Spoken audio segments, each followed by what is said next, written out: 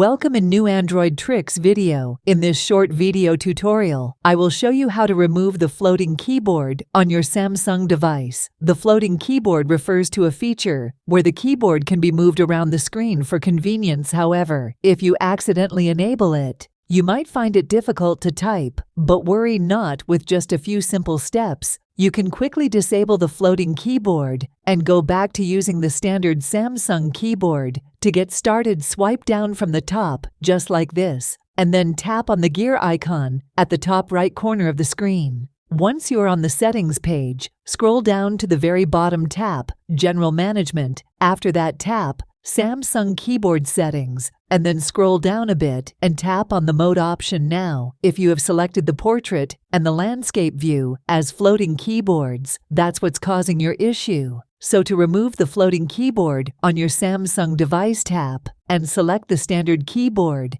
and under Landscape view, you can either select the standard keyboard option or the split keyboard option. So that wraps up this tutorial. If you have any questions about this whole process, please let me know in the comments section below. And if this video helped you out, please give it a big thumbs up and subscribe to this channel, Tech and Tech, for more tutorial videos like this one. Thank you so much for watching and have a nice day.